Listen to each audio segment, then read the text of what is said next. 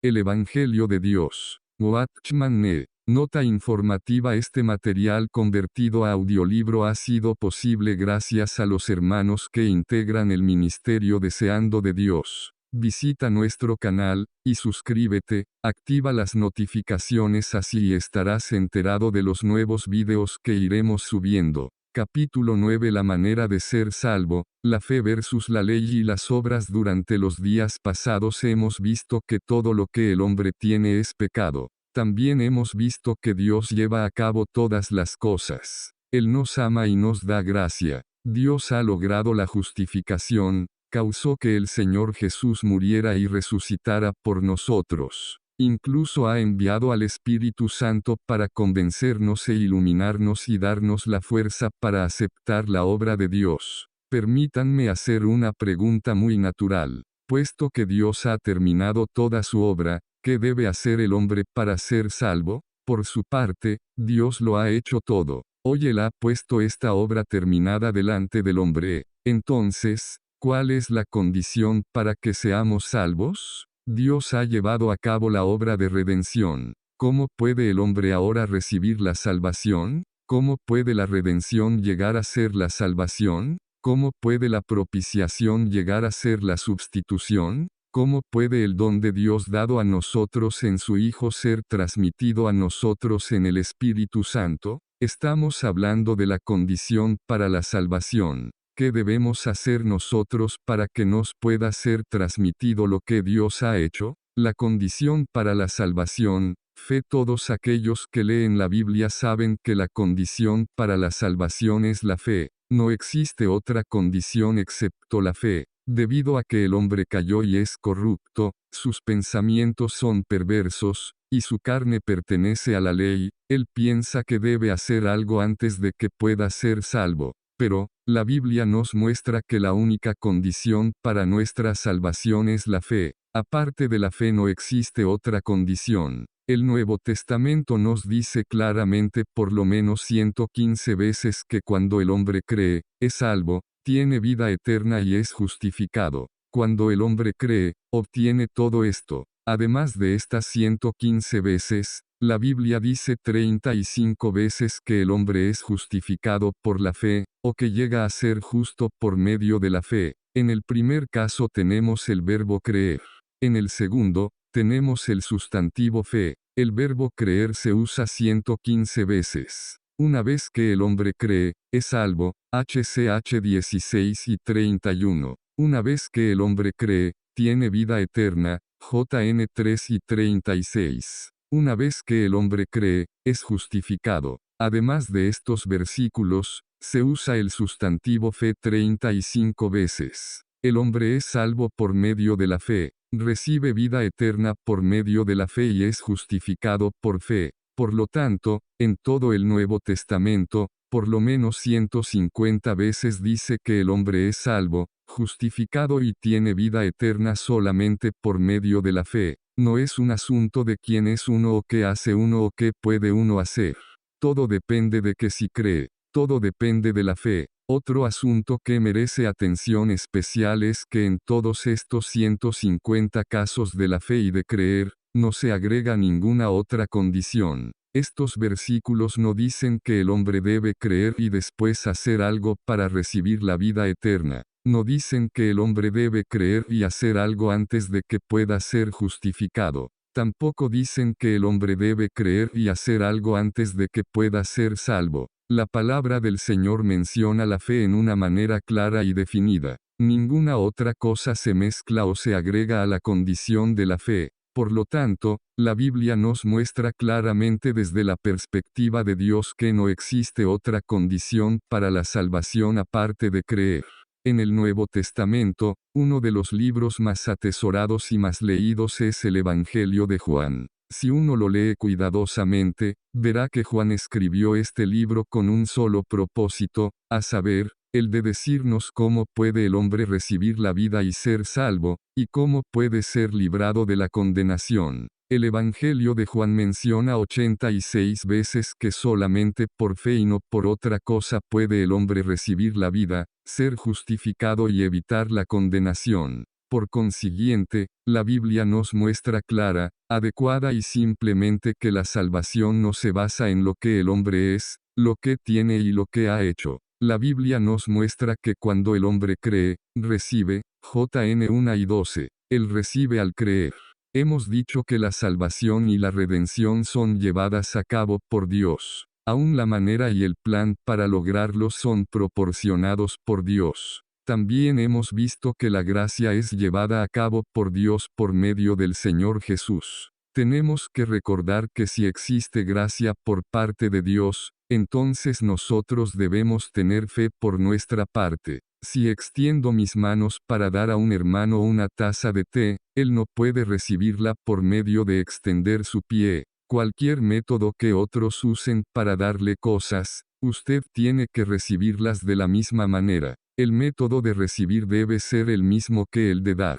Si otros le llaman por teléfono, entonces usted tiene que responder por medio de descolgar el teléfono. Si otros le escriben una carta, tiene que recibir la carta. La manera en que algo se recibe debe ser de la misma manera en que fue enviada. Según la Biblia, la gracia es lo que Dios nos ha dado por medio de Jesucristo, 1:4. Que lo haga de esta manera está en el principio de la gracia, ya que el dar concuerda con el principio de la gracia para Dios, entonces el recibir concuerda con el principio de la fe para nosotros. La fe y la gracia son dos principios inseparables. La gracia consiste en que Dios nos dé algo, y la fe consiste en que nosotros recibamos algo de Dios. La fe no es otra cosa que recibir lo que Dios nos ha dado en espíritu. Esto es absolutamente independiente de la obra. Solo por este medio el hombre puede recibir la gracia de Dios.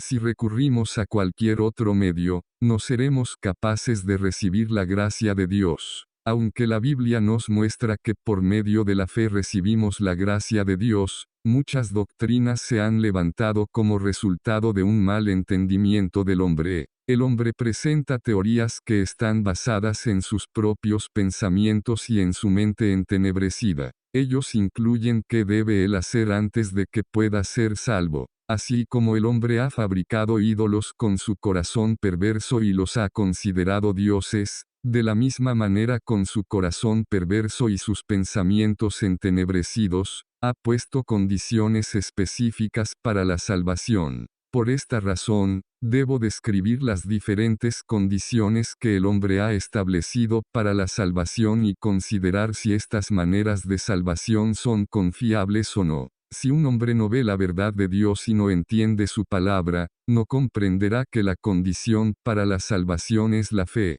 Pero, si un hombre ve la luz de Dios y entiende la verdad de Dios, no podrá derribar el hecho del Nuevo Testamento de que la salvación viene por medio de la fe. El problema de hoy día es que después de que el hombre comprende la fe como la condición para la salvación, le agrega algo más a la fe. El punto de disputa entre Dios y el hombre no es creer o no creer, sino si es creer con arrepentimiento, creer con las obras de la ley, creer con el bautismo, o creer con el testimonio, como un requisito para la salvación. La palabra de Dios nos dice que una vez que creemos, somos salvos. Pero hoy día, el hombre agrega la palabra con. De acuerdo a su mente entenebrecida, el hombre afirma que es salvo por medio de la fe con algo. Lo que consideraremos no es si podemos ser salvos por medio de la fe. Ese asunto ya ha sido establecido. Hoy día la pregunta es si la fe es suficiente o no.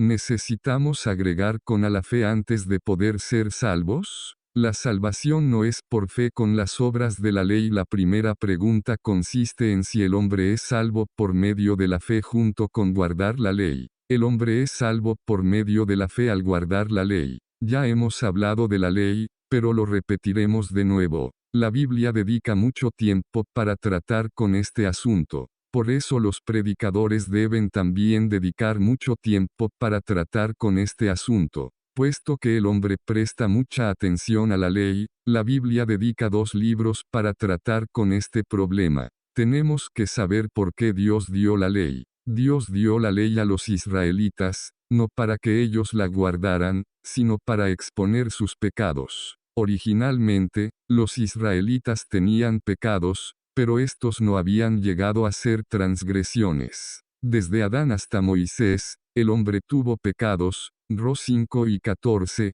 pero no tenía ninguna transgresión. Dios les dio la ley a fin de volver los pecados del hombre en transgresiones, Ro 5 y 13, 20. ¿Cómo se volvieron los pecados del hombre en transgresiones? Suponga que existe una persona que tiene la disposición y el temperamento de andar pasando al lado del lugar de reunión todos los días. Esto es algo que a él le gusta hacer.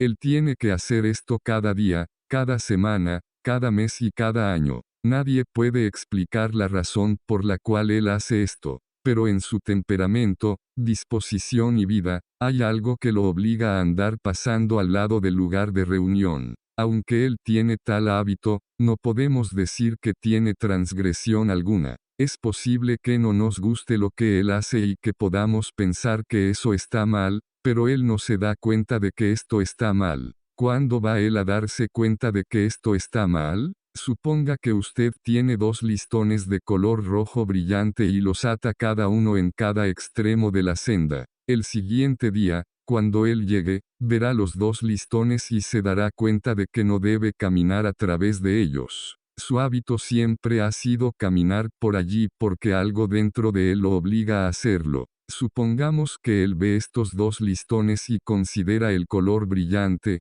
la textura de seda, los nudos bien hechos, y los rompe y camina atravesándolos. En ese caso su andar es diferente de su andar anteriormente. Su andar anterior fue pecado sin transgresión. Ahora es el mismo andar, pero él anda en transgresión. Dios dice que la ley es perfecta, es buena, justa, santa y excelente, Ro 7 y 12. Sin embargo, el hombre está lleno de pecado. Está lleno de pecado por dentro y por fuera. Sin embargo, desde Adán hasta Moisés, aunque el hombre tenía pecado, no tenía transgresiones. Dios estableció la ley, no con el fin de que el hombre no pecara, sino con el fin de exponer los pecados del hombre y hacerlos transgresiones. Hoy día la ley está aquí. Una vez que una persona quebranta la ley, se da cuenta de que ha pecado. Así que, podemos decir que Dios dio la ley al hombre, no para que la guardara, sino para que viera que había pecado.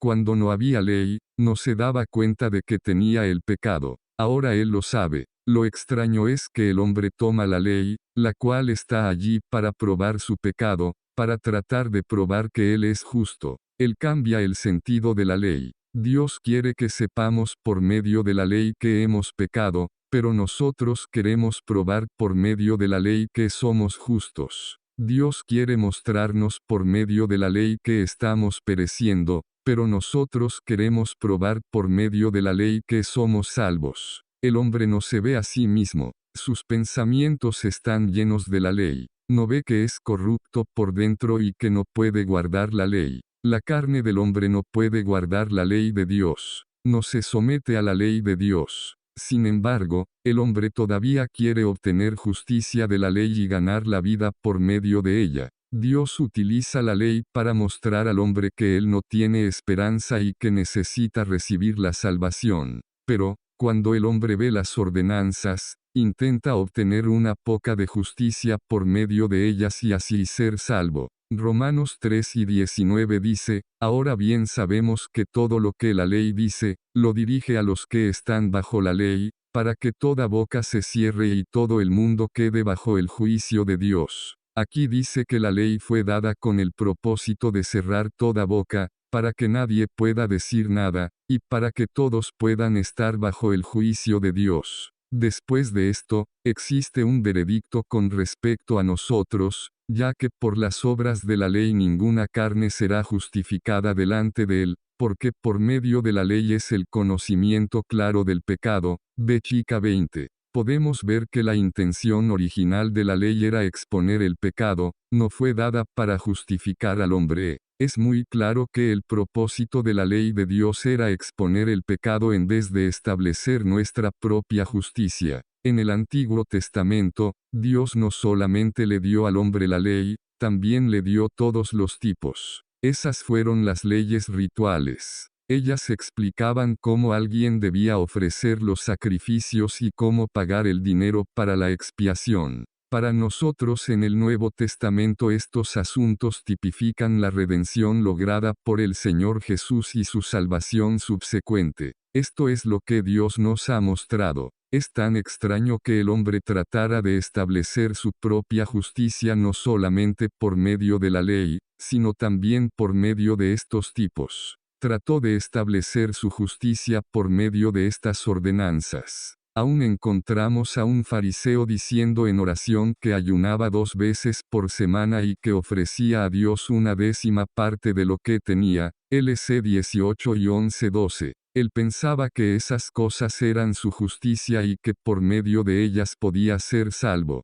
El hombre no ve el propósito por el cual Dios estableció la ley. No entiende el propósito de Dios. El hombre duda que sea tan fácil ser salvo. Piensa que es verdad que el hombre es verdaderamente salvo por medio de creer en el Señor Jesús. La mayoría de nosotros los cristianos sabemos que necesitamos creer. Es correcto creer, pero muchos dicen que también debemos guardar la ley. Lo que el hombre hoy día está diciendo no es si uno puede ser salvo por medio de la ley o no. Lo que él está diciendo es que aquellos que creen en Jesús deben también guardar la ley antes de que puedan ser salvos. La fe en Jesús es una doctrina irrefutable en la Biblia, pero los cristianos dicen que debemos agregar a esto el guardar la ley. El hombre no ve que creer en Jesús y guardar la ley son dos cosas absolutamente contrarias. Nunca pueden estar juntas. La diferencia entre la fe en Jesús y las obras en la ley es la diferencia entre el cielo y el infierno. Así como el cielo es tan inmensamente diferente del infierno, así la fe en Jesús es tan diferente de las obras de la ley. ¿A quién se le dio la ley? Fue dada a los judíos. Entonces, ¿por qué el Nuevo Testamento menciona una tras otra vez el asunto de guardar la ley? En el Nuevo Testamento, los apóstoles, o deberíamos decir el Espíritu Santo, sabían claramente que los que lo leían podían no necesariamente eran todos judíos. Al principio solamente una minoría de aquellos que creyeron en Jesús eran judíos. Una vez una persona me preguntó, usted dice que los judíos fueron los que recibieron la ley, pero, ¿quiénes son los judíos? Le dije que los judíos eran como los conejillos de Indias. Cuando un investigador de productos farmacéuticos no está seguro de alguna medicina, no experimenta con humanos. En lugar de eso, primeramente inyecta la medicina a los conejillos de Indias. Si los conejillos de Indias mueren inmediatamente, entonces el medicamento no puede ser usado. Solamente después de que se prueba que el medicamento es efectivo, este será inyectado dentro de los seres humanos. Es lo mismo con los medicamentos tomados en forma oral. Primero es tomado por los conejillos de Indias. Si surte efecto, entonces el medicamento se utiliza. De otra manera será descartado. Y se hace lo mismo con la inmunización en contra de la bacteria. Si funciona en los conejillos de Indias, funcionará en el hombre. Si no funciona en los conejillos de Indias, no funcionará en el hombre. Yo diría en la manera más respetuosa que los judíos son los conejillos de Indias. Dios probó la ley con los judíos. Si los judíos podían cumplirla, entonces podía ser usada. Si no podían cumplirla, no podía ser usada. Dios probó la ley con los judíos, y no la pudieron cumplir. Esto significa que todo el mundo no podía cumplirla. Los judíos fueron seleccionados por Dios como objetos de un experimento. Los judíos representan a todo el mundo. Por esto vemos que la ley fue dada oficialmente a los judíos. Sin embargo, el principio de la ley es dada a todos los hombres. Es dada a toda carne. Dios le dio al hombre la ley para advertirle que el hombre es de carne y es carnal. ¿Qué es el cristianismo? El cristianismo no le dice a los hijos de Adán que hagan el bien. Eso no es cristianismo. El cristianismo dice que Adán está crucificado y terminado y que la raza adámica está aniquilada por medio de la cruz del Señor Jesús. El hombre en Cristo recibe una vida nueva y llega a ser un linaje nuevo. La ley no es útil para el nuevo linaje ya que no hay tal cosa como la ley en la nueva raza. La ley fue dada por Dios a los hijos de Adán para exponer sus pecados. Si uno quiere ser salvo por medio de guardar la ley, tiene que darse cuenta de las serias consecuencias de las palabras guardar la ley. Una vez que el hombre guarda la ley, él tendrá la justicia. No obstante, esta justicia será de la carne. En otras palabras, eso significaría que los hijos de Adán, esto es, la raza adamítica, no necesita morir. Esto significaría que el hombre puede agradar a Dios con su carne. Quizá alguien pueda argumentar que él no está intentando guardar toda la ley, que él sabe que es imposible guardar toda la ley, que lo que él dice es creer en Jesús y después guardar la ley. Pero si las obras de la ley tienen una fracción de milésimo de terreno delante de Dios, eso significa que Adán no tuvo que morir. Esto anularía la naturaleza misma del cristianismo. El cristianismo no está aquí para establecer un terreno para Adán. No está aquí para mantener la vieja creación. Está aquí para transferirnos a la nueva creación. Somos de carne, y no podemos obtener la justicia que viene por guardar la ley. Desde la caída del hombre, hubo querubines y una espada de fuego guardando el árbol de vida en el huerto de Edén, GN 3 y 24. ¿Por qué los querubines y la espada de fuego guardaban el camino al árbol de la vida? Impedía que el hombre comiera del árbol de la vida. Después de que el hombre llegó a ser pecador y comió del fruto del árbol del conocimiento del bien y del mal, no quedó otro camino para que él regresara al árbol de la vida y comiera de su fruto excepto por medio del juicio del querubín y el sacrificio por medio de la espada de fuego. Dios nos muestra que el hombre no puede comer del fruto del árbol del conocimiento del bien y del mal y al mismo tiempo comer del fruto del árbol de la vida. El hombre no puede comer de los dos. El hombre no puede recibir la semilla del pecado por un lado y tomar la salvación del Señor por el otro. Aquí yace la diferencia entre el cristianismo y el judaísmo. El judaísmo dice al hombre en la carne que si guarda la ley vivirá. Pero el cristianismo dice que el hombre no puede vivir, porque no puede guardar la ley. El cristianismo claramente afirma que el hombre no puede hacer esto. No existe la posibilidad de que él guarde la ley. Por lo tanto, podemos ver que en el Antiguo Testamento, Dios le dio la ley al hombre para que la guardara. En el Nuevo Testamento, vemos que el hombre de ninguna manera puede guardar la ley, ni tiene que guardarla. Esta es una de las grandes verdades en la Biblia. Ahora, el peligro es que si mezclamos la fe y la ley anulamos el principio de la Biblia. Inmediatamente, Adán tendrá el terreno, y el hombre carnal será capaz de vivir de nuevo. Según el juicio de Dios el hombre debe morir.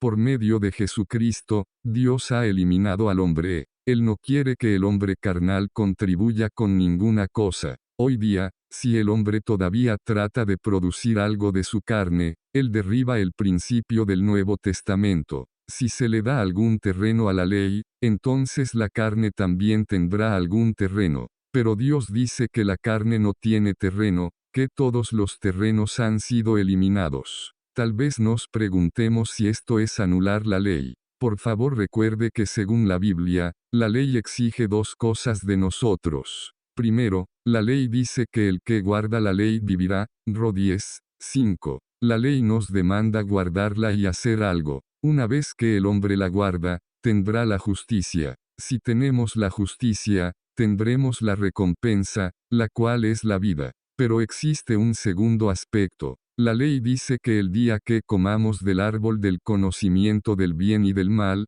sin duda moriremos, GN 2 y 17. Por un lado, la ley requiere que el hombre cumpla algo. Por otro, castiga de muerte a todo aquel que no guarda la ley. Todos los que no guardan la ley reciben la recompensa de no guardar la ley. Por lo tanto, en el Antiguo Testamento, en principio vemos que la ley requiere que el hombre la guarde y sea justo. Todos los que no la guardaron fueron condenados y castigados. En Shanghái, el Departamento de Tránsito tiene muchas regulaciones de tránsito. Por ejemplo, para manejar en la noche uno tiene que tener luces en su bicicleta. Si no tiene luces la bicicleta, lo multarán con 60 centavos. Esta regulación requiere dos cosas. Requiere que el hombre instale una luz, y requiere que los que no lo hagan sean castigados. Entonces, ¿qué significa anular la ley? Anular la ley significa que uno no tiene que tener una luz, y que no tiene que ser castigado.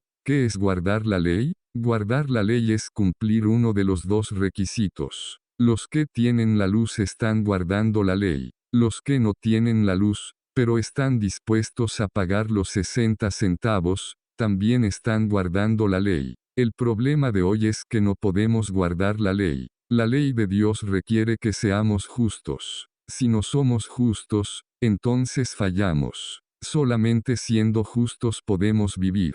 Sin embargo, ningún hombre de la carne es capaz de guardar la ley. Ninguno de nosotros puede tener justicia delante de Dios al guardar la ley. Una vez que el hombre toca la ley de Dios, fallará. Pablo dijo en Romanos 7:7 que aun si Dios tiene solamente una ley, el hombre no es capaz de guardarla. Pablo no traspasó todas las leyes. Él solamente mencionó una ley, aquella relacionada con la codicia. En el lenguaje original, la codicia es lujuria. Pablo dijo, comillas, miserable de mí, la lujuria vuelve una y otra vez, es imposible para mí no tener lujuria. Él no podía lograr que la luz de su bicicleta funcionara, sin embargo, tenía que viajar en la ciudad. Para algunos, el problema no es que la luz no trabaje, ellos simplemente no quieren tener la luz. Estas personas ni siquiera quieren prender la lámpara. ¿Qué significa anular la ley? Cuando alguien suplica a Dios diciendo, oh Dios, hoy no puedo cumplir tu ley. Por favor déjame ir por causa del Señor Jesús. He hecho lo mejor que podía. Por favor no me castigues. Todo aquel que ruega al Señor Jesús para que sea propicio o para que Dios tenga misericordia de ellos, están anulando la ley. Por un lado, no quieren guardar la ley. Por otro, no quieren el castigo de la ley. No quieren tener una luz. Pero al mismo tiempo quieren evitar el pago de los 60 centavos. ¿Qué acerca de nosotros hoy día? ¿Tenemos nuestras luces? Si tenemos las luces, entonces podemos viajar pacíficamente en la ciudad. No obstante, ninguno de nosotros es capaz de tener la luz. Por lo tanto, la única manera es pagar los 60 centavos. Esto es lo que el Señor Jesús ha hecho por nosotros. Este es el juicio del que hemos participado en Cristo. Tenemos que decir, comillas, gracias y alabado sea el Señor que ya hemos sido juzgados en Cristo, hemos sido castigados en Cristo. Dios ya nos juzgó en Cristo. Ya que el Señor Jesús murió, resucitó y ascendió, la salvación que recibimos ahora es equivalente a lo que obtendríamos si guardáramos la ley. Los que tienen la luz son libres. Los que han sido castigados también son libres. Hoy día, si un hombre guarda todas las leyes, será justificado y será salvo de la misma manera que nosotros quienes hemos creído en Jesús y somos salvos y justificados. Por supuesto, no solamente somos salvos cuando creemos en Jesús, al salvarnos, el Señor Jesús nos concede muchas otras cosas aparte de la ley. Pablo dijo en Romanos 3:31, comillas, luego por medio de la fe invalidamos la ley, de ninguna manera, antes bien confirmamos la ley. Por lo tanto, cuando somos salvos por medio de la fe en Jesús, no invalidamos la ley. Puesto que hemos satisfecho los requisitos de la ley en nosotros, la ley no tiene nada que decir. Nunca piense que debemos agregar las obras de la ley a nuestra fe. El hecho de que creamos es como pagar los 60 centavos. El hecho de que guardemos la ley es como tener la luz. Nadie en todo el mundo tiene la luz y paga los 60 centavos al mismo tiempo. Es irrazonable. ¿Por qué tenemos que pagar los 60 centavos y al mismo tiempo tener la luz? Si es capaz de tener la luz, entonces no tiene que pagar los 60 centavos. Si existe la palabra de fe, entonces no puede existir la ley. Si existe la ley, no puede existir la palabra de fe. Nadie puede tener fe y guardar la ley al mismo tiempo, porque hacerlo así sería despreciar al Señor Jesús. Esto significaría que uno no alcanza a ver su total debilidad e inmundicia. Por favor lea de nuevo Gálatas 2 y 16-17, y sabiendo que el hombre no es justificado por las obras de la ley, sino por la fe en Jesucristo, nosotros también hemos creído en Cristo Jesús, para ser justificados por la fe en Cristo y no por las obras de la ley, por cuanto por las obras de la ley ninguna carne será justificada. Mas sí, buscando ser justificados en Cristo, nosotros mismos también somos hallados pecadores. ¿Es Cristo entonces ministro de pecado? De ninguna manera el libro de Gálatas nos muestra que en Galacia algunos contendían diciendo que no es suficiente que el hombre sea justificado por medio de la fe en el Señor Jesús, todavía tenía que guardar la ley. Ellos no decían que el hombre no debe de creer.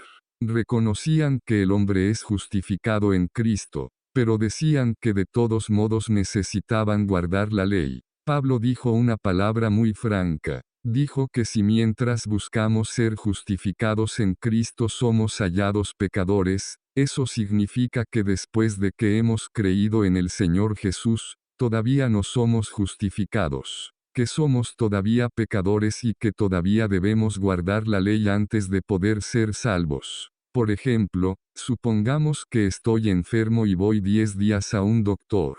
Después, debido a que todavía estoy enfermo, tengo que consultar otro médico. Si busco ser justificado en Cristo, y al mismo tiempo trato de guardar la ley, eso significa que todavía soy un pecador y no he sido salvo. Si ya no soy un pecador, entonces ya no tengo que guardar la ley. Si soy todavía un pecador, ¿es Cristo un ministro de pecado? Pablo preguntó que si no era justificado después de haber creído en el Señor Jesús, ¿significaba eso que Cristo es un ministro de pecado? La respuesta es, comillas, claro que no. En el Nuevo Testamento, Pablo dijo claro que no muchas veces. En griego, esto es un modismo. La versión King James lo traduce, Dios no lo permita, es equivalente a la expresión el cielo no lo permita, que es una expresión muy fuerte. Eso significa que aún los cielos rechazarían esto. No hay razón debajo del sol para que esto sea así. Por lo tanto, podemos ver que un hombre no puede tener fe en Jesús y al mismo tiempo guardar la ley. En Romanos 3, Pablo hizo otra declaración muy clara. El versículo 28 dice, concluimos, pues, que el hombre es justificado por la fe sin las obras de la ley. Esta es una afirmación concluyente. Ahora es un asunto de fe, no tiene absolutamente nada que ver con la ley. Gracias al Señor. Jesús es suficiente. Cuando la Biblia presta atención a la fe, presta atención a la gracia de Dios. Esto nos muestra que todas las cosas vienen al recibirlas. A algunos les gusta exaltar al hombre en su predicación del Evangelio. No obstante, si conocemos la Biblia, veremos que aparte de Dios, el hombre es absolutamente miserable. Por favor recuerde estas dos oraciones, el hombre no es salvo por medio de la ley, ni tampoco es salvo por medio de la fe junto con la ley. Este es el primer error del hombre y el más común. El hombre ha mezclado la fe con la ley. La salvación no es por medio de la fe con buenas obras. Nota informativa: este material convertido a audiolibro ha sido posible gracias a los hermanos que integran el ministerio Deseando de Dios. Visita nuestro canal, y suscríbete, activa las notificaciones, así estarás enterado de los nuevos videos que iremos subiendo. Las obras de la ley es una expresión que encontramos en la Biblia, Ga 2 y 16. Ya hemos hablado de este aspecto. El entendimiento más común de la condición de la salvación es que la salvación es por medio de la fe junto con las obras. La salvación por medio de la fe es una doctrina de la Biblia, y el hombre no puede arguir en contra de esto. Efesios 2, 8. Pero, el hombre dice que también es por obras. Veamos lo que la Biblia dice acerca de esto. A veces somos muy corteses y acomodamos lo que hablamos. No obstante, la Biblia no es cortés en lo que habla, es muy precisa. Efesios 2, 8 y 9 dice, porque por gracia habéis sido salvos por medio de la fe, y esto no de vosotros, pues es don de Dios, no por obras para que nadie se gloríe. Estos versículos nos dicen que la salvación es absolutamente por gracia y por medio de la fe. Las palabras por medio significan atravesar. Es como decir que las luces eléctricas brillan por la electricidad y a través del cable. También es como decir que el agua de las llaves viene por medio de una reserva en el departamento de aguas y a través de la tubería. El hombre es salvo por medio de la gracia, pero el canal por el cual la salvación viene a nosotros es la fe. El canal no es las obras, sino la fe. Es por medio de la fe y no tiene nada que ver con las obras. No es la fe más las obras. Uno tiene que saber que la fe y las obras básicamente se oponen entre sí. La gracia del Señor Jesús se basa en el amor de Dios. Cuando creemos, la gracia y el amor fluyen dentro de nosotros. Como resultado, somos salvos, tenemos vida y somos justificados. Nada de lo anterior se nos comunica por medio de las obras. Gracias al Señor que no viene por las obras. ¿Por qué es así? Aquí la respuesta es que nadie debe gloriarse. Lo que Efesios 1 nos dice es que Dios quiere tener toda la gloria. Por eso Él hace toda la obra. Supongamos que cierto hermano es muy capaz y educado y ha sufrido mucho por el Señor.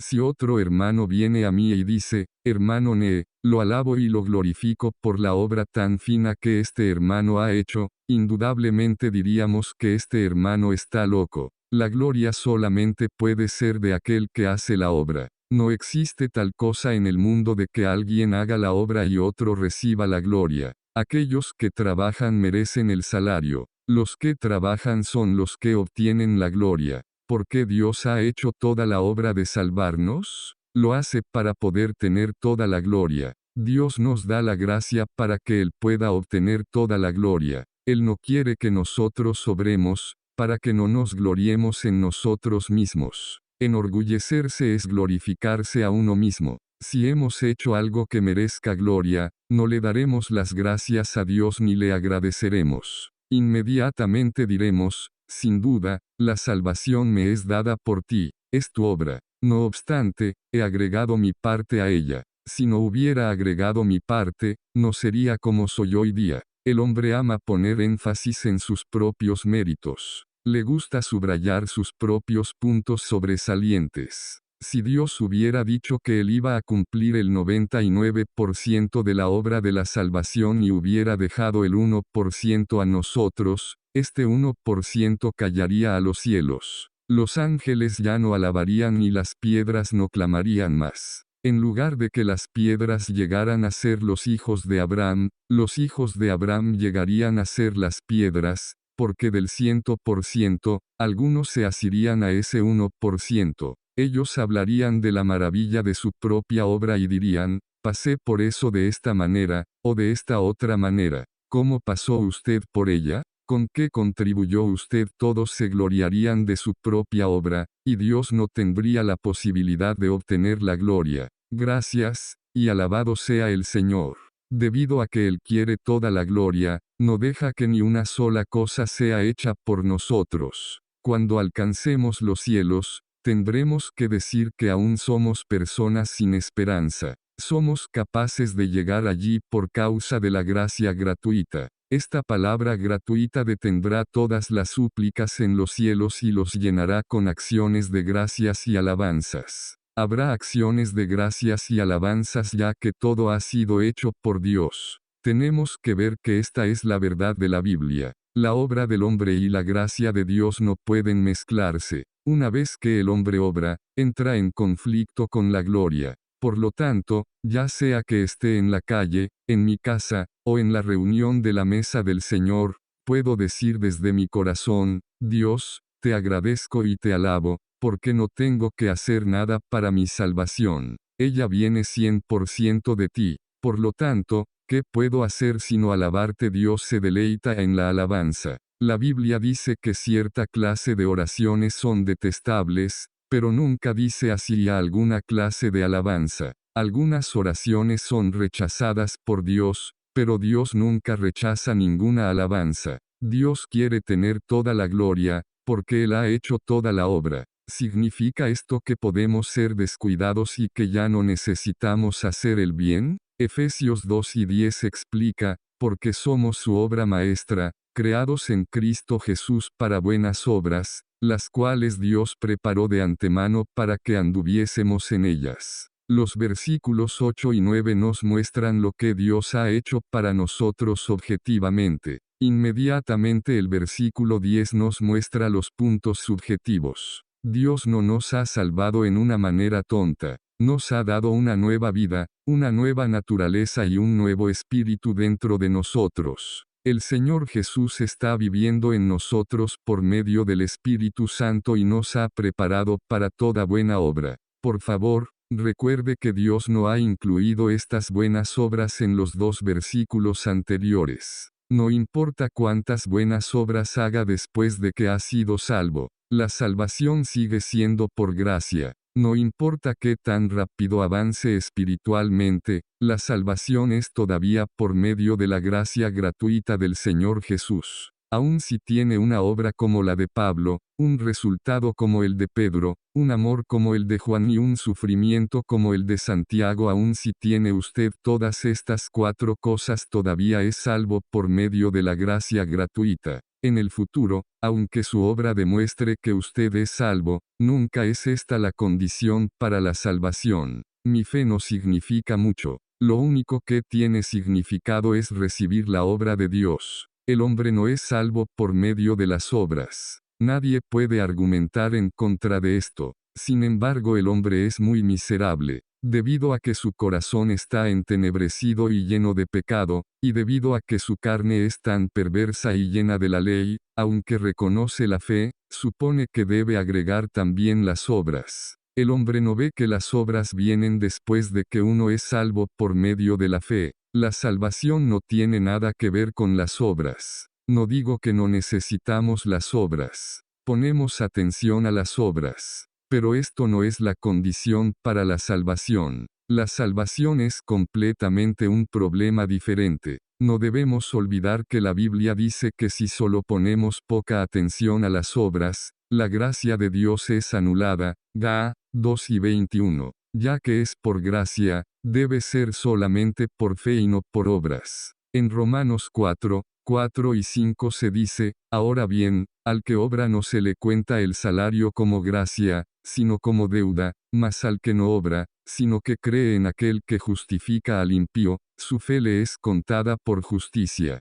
Ahora estamos claros. Si un hombre puede ser salvo por medio de las obras, entonces la salvación llega a ser una recompensa. Ya no es solo por gracia, sino que llega a ser algo que alguien merece. Si es algo que uno merece, entonces ya no es gratuita. En la Biblia la palabra gratuitamente, Ro 3:24, significa en el lenguaje original, sin motivo. En otras palabras, no hay razón para ello. El Señor Jesús dijo en el Evangelio de Juan, sin causa me aborrecieron, 15:25. En el lenguaje original, puede significar, gratuitamente me odiaron. El Señor nunca gastó nada para comprar ese odio, pero de todas maneras lo odiaron. No existía razón alguna. Fue gratuito. La gracia de Dios durante esos 3 años y medio fue lograda gratuitamente para nosotros. Somos como el hijo joven mencionado en Lucas 15.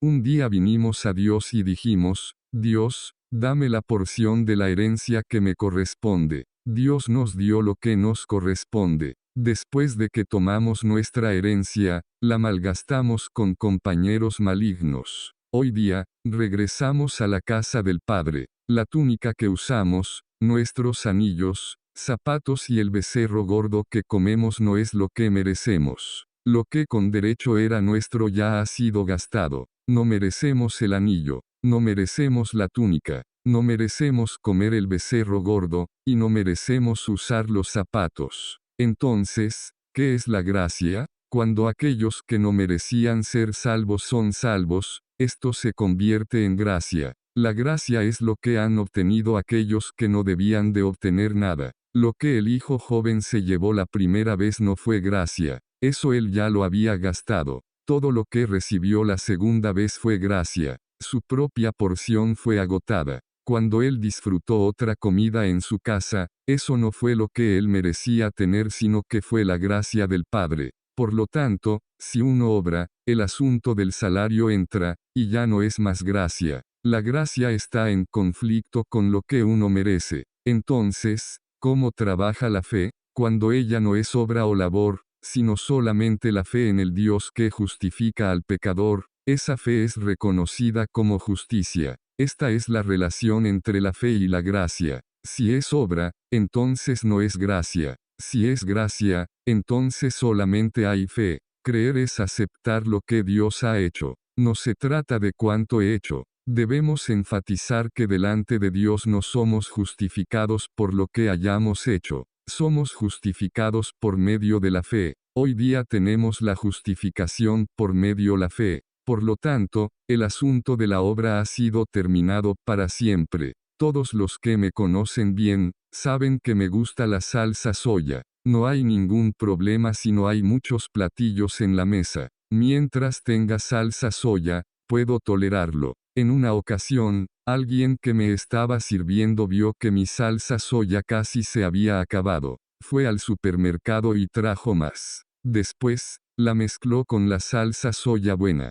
Cuando la probé, me di cuenta de que el sabor era diferente. Le pregunté por qué la salsa soya sabía diferente ese día. Investigué con el que servía para ver si había puesto salsa soya de la misma botella. Su respuesta fue afirmativa. Me pregunté si mi gusto había cambiado. No era probable. Entonces le pregunté si la había mezclado con algo más. Tuvo que admitir que lo había hecho. Hoy, el hombre hace la misma cosa con la obra de Dios y su gracia. Trata de mezclar algo más en ello. Una vez que mezclamos algo de esta manera, la gracia deja de ser gracia. Por esa razón Dios dice que si es por gracia, entonces ya no es más obras. Ro 11, 6. Si es por obras, entonces ya no es más por gracia. Las obras nunca pueden mezclarse con la gracia. Por lo tanto, no debemos decir meramente que la salvación es por fe. Debemos decir que la salvación es únicamente por fe. Amo Romanos 3 y 27.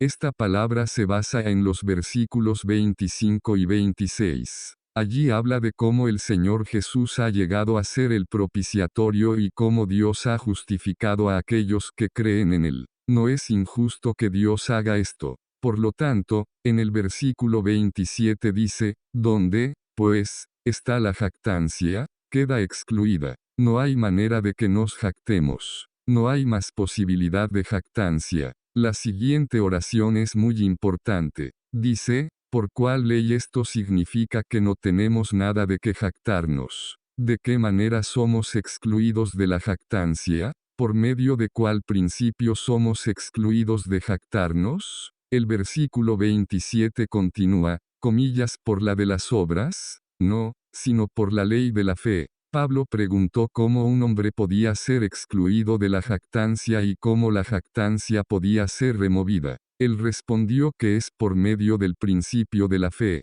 Si uno está en el principio de la fe, entonces no está en el principio de las obras. Si es por medio del principio de las obras, entonces la jactancia no puede ser excluida. Pero gracias al Señor, hoy, tenemos el principio de la fe. Por lo tanto, no podemos jactarnos. Solamente podemos alabar. Filipenses 2 y 12 dice, por tanto, amados míos, como siempre habéis obedecido, no como en mi presencia solamente, sino mucho más ahora en mi ausencia, llevad a cabo vuestra salvación con temor y temblor. Muchos nos han dicho que Pablo dijo explícitamente, en Filipenses, que tenemos que trabajar nuestra propia salvación. Si vamos a trabajar nuestra salvación, ¿no significa eso que tenemos que hacer algo? Es verdad que el Señor ha hecho la obra, pero el hombre también tiene que hacer algo. Eso es como decir que Él suministra el material, nosotros hacemos la obra y con los dos, trabajamos nuestra salvación. Una persona dice esto porque no entiende la palabra de la Biblia. Si vamos a trabajar nuestra salvación, entonces ¿qué ha hecho el Señor Jesús en la cruz? ¿Qué ha logrado en la cruz? Si algo ya ha sido logrado ya no pueden ser cumplido de nuevo. Si usted es un hijo de Dios, no puede llegar a ser un hijo de Dios de nuevo. Sobre la cruz el Señor Jesús claramente dijo, comillas, consumado es, JN 19 y 30. La cruz del Señor Jesús ha llevado a cabo la obra de la salvación. Ella ha logrado la obra de la redención. Ya que la obra de la salvación y la redención han sido logradas, no hay más posibilidad de que trabajemos la salvación. Si aún queremos obrar nuestra salvación, debemos primero derribar la obra del Señor en la cruz. Debemos declarar que la obra del Señor Jesús no ha sido cumplida, que la obra del Señor no ha sido terminada, que por eso tenemos que obrar. Muchas veces, no sabemos lo que significa avergonzar a otros. Pero una vez que lo experimenta, sabrá qué es eso. Por ejemplo, aquí está una hermana. Alguien le pide que lave algunos pañuelos. Después de que los lava, los cuelga para que se sequen. Pero otra persona viene y quita los pañuelos. Cuando ella pregunta por qué se hizo eso, se le dice que se quitaron para ser lavados. Esta es una vergüenza abierta a la hermana, porque significa que otra persona no cree que los pañuelos fueron lavados. Eso quiere decir que piensan que la hermana ha mentido. De la misma manera, si nosotros trabajamos, nuestra salvación no es una gloria para Cristo sino una vergüenza para Él. La Biblia claramente dice que Cristo ha llevado a cabo toda la obra. Entonces, ¿por qué Filipenses 2 y 12 dice que tenemos que trabajar en nuestra salvación? La palabra trabajar en el lenguaje original lleva el significado de llevar a cabo. Debemos llevar a cabo nuestra salvación con temor y temblor. ¿Se detuvo aquí la palabra de Pablo? Si se hubiera detenido aquí, no hubiéramos sabido lo que quiso decir.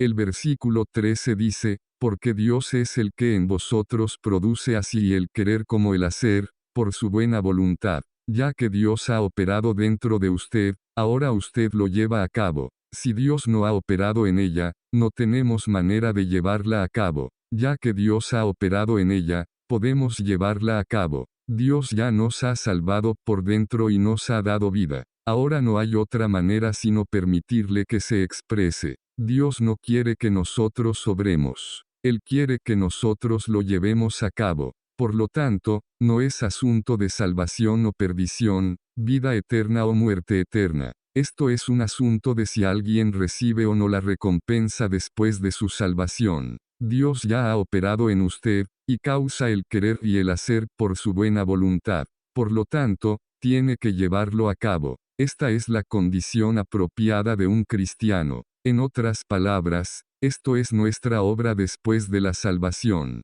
Si un hombre no ha sido aún salvo, no puede llevar a cabo su salvación. Si un hombre no tiene vida, no puede vivir una vida. Solamente después de que un hombre ha sido salvo él puede llevar a cabo su salvación. Por lo tanto, vemos que no existe tal cosa como ser salvo por medio de las buenas obras. La diferencia entre la vida eterna y el reino hay un asunto el cual debemos entender claramente. Tener vida eterna es diferente de entrar en el reino de los cielos. Todo aquel que no puede ver la diferencia entre la vida eterna y el reino de los cielos, nunca podrá estar claro con respecto al camino de la salvación y la manera de presentarla. El Señor Jesús dijo que desde Juan el Bautista hasta ahora el reino de los cielos es tomado con violencia, Mt 11 y 12. Los violentos lo toman. La ley y las profecías de los profetas terminaron con Juan 11 y 12:13.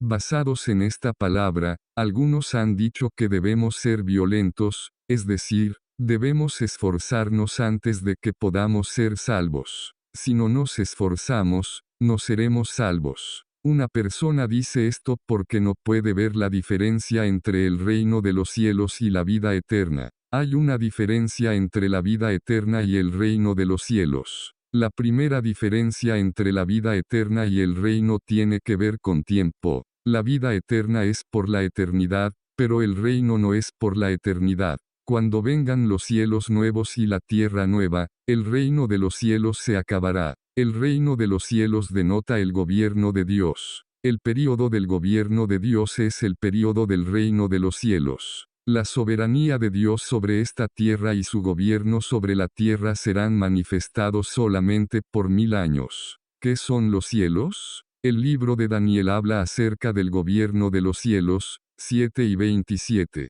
Por lo tanto, el reino de los cielos es la esfera en la cual los cielos gobiernan. Cuando el Señor Jesús venga a gobernar la tierra, ese será el tiempo cuando los cielos gobiernen. Hoy día el que gobierna la tierra es el diablo, Satanás. Hoy día la política y las autoridades mundanas son de Satanás. El Señor Jesús no gobernará hasta el tiempo del reino de los cielos. Sin embargo, el periodo durante el cual la autoridad de los cielos será llevada a cabo será muy corto. 1 Corintios 15 y 24 dice, luego el fin, cuando entregue el reino a su Dios y Padre, cuando haya destruido todo dominio, toda autoridad y potencia, el reino será entregado a Dios el Padre. Por lo tanto, existe límite de tiempo para el reino. No obstante, la vida eterna es para siempre. Todo el que lee 1 Corintios 15 sabe que el comienzo de los cielos nuevos y la tierra nueva, es decir,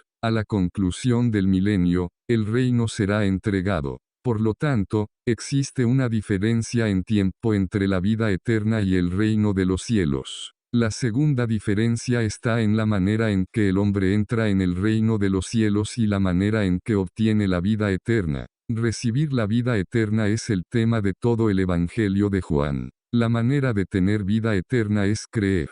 Una vez que creemos, la obtenemos. Nunca vemos otra manera. Sin embargo, entrar en el reino de los cielos no es tan simple. Todo el Evangelio de Mateo menciona al reino de los cielos 32 veces. Ni una sola vez dice que el reino de los cielos se recibe por fe. ¿Cómo obtiene un hombre el reino de los cielos? Mateo 7 y 21 dice, no todo el que me dice Señor, Señor, entrará en el reino de los cielos, sino el que hace la voluntad de mi Padre que está en los cielos. Podemos ver que la entrada al reino de los cielos es un asunto de obrar más que de fe. Mateo 5, 3 además dice, bienaventurados los pobres en espíritu, porque de ellos es el reino de los cielos. Aquí, no dice vida eterna sino el reino de los cielos. Para tener el reino de los cielos, necesitamos ser pobres en espíritu. El Señor dice, bienaventurados los que padecen persecución por causa de la justicia,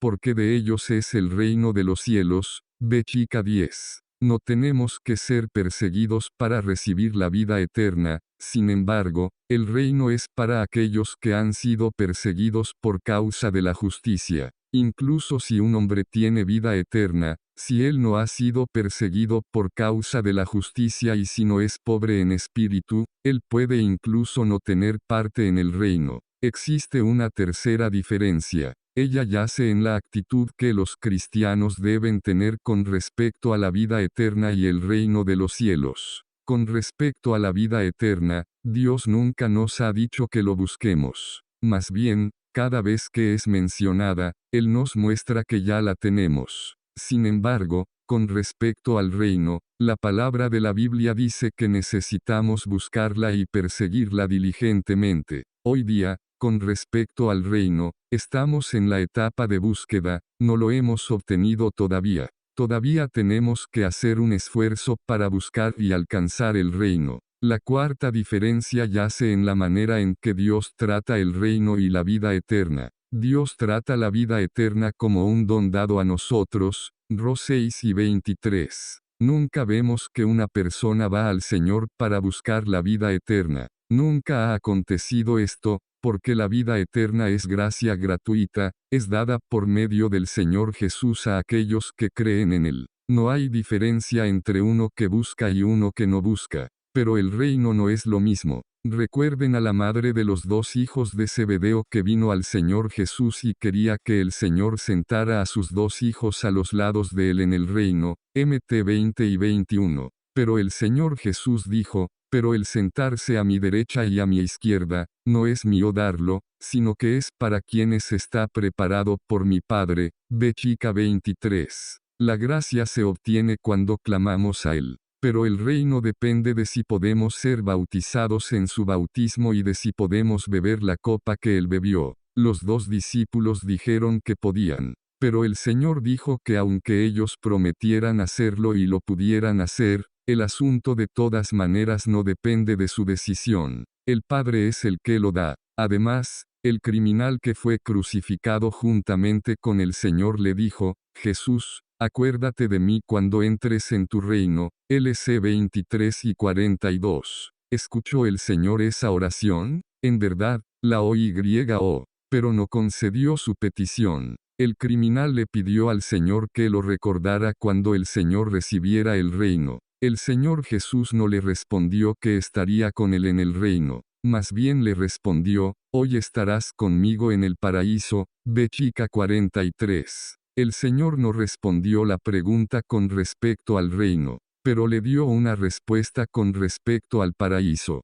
Mientras clamemos a Él, podemos ir al paraíso, pero no es tan simple entrar al reino. Por lo tanto, en esto existe una gran diferencia. La actitud de Dios hacia la vida eterna y el reino de los cielos es diferente, una es el don de Dios, y la otra es la recompensa de Dios. Con respecto a la diferencia entre el reino de los cielos y la vida eterna, hay otros pasajes en la Biblia que son muy interesantes. Ahora llegamos a la quinta diferencia. Apocalipsis 20 nos muestra que los mártires reciben el reino, aunque no dice que ellos son los únicos que reciben el reino. B. Chica 4. Sin embargo, la Biblia nunca nos muestra que el hombre deba ser martirizado para recibir la vida eterna. Si ese fuera el caso, el cristianismo llegaría a ser una religión de muertos, porque el hombre debería morir.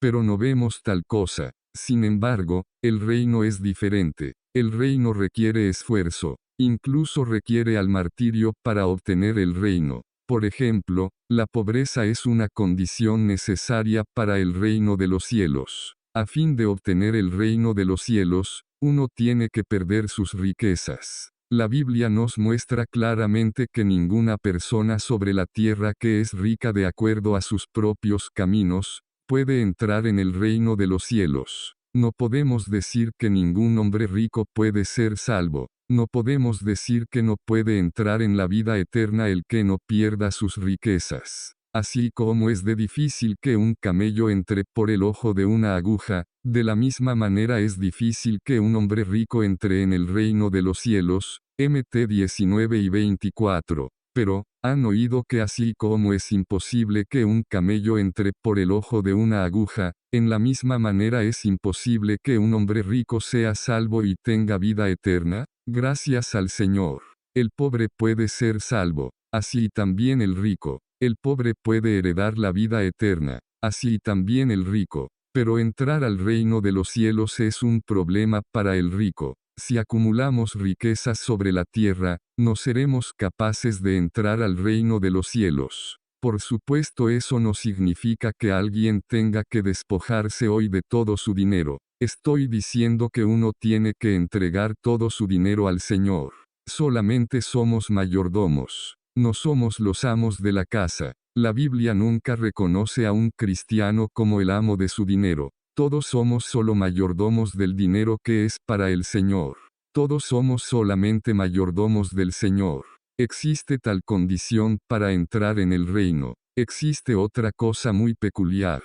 Uno nunca ve los asuntos del matrimonio y de la familia en la escena que envuelve el asunto de la vida eterna. Pero el Evangelio de Mateo dice que algunos no se casarán por causa del reino de los cielos. Algunos aún se hacen a sí mismos eunucos por causa del reino de los cielos. MT 19 y 12. A fin de entrar en el reino de los cielos, y a fin de obtener un lugar en el reino, ellos deciden permanecer vírgenes. Nunca vemos que a una persona casada se le niegue la vida eterna. Si este fuera el caso, Pedro hubiera sido el primero en tener ese problema, ya que él tenía suegra. MT 8 y 14. Vemos que el asunto de la vida eterna no está relacionado en absoluto con la familia ni con el matrimonio, pero el asunto del reino está muy relacionado a la familia y al matrimonio. Por eso la Biblia dice que aquellos que tienen esposas deben ser como aquellos que no la tienen.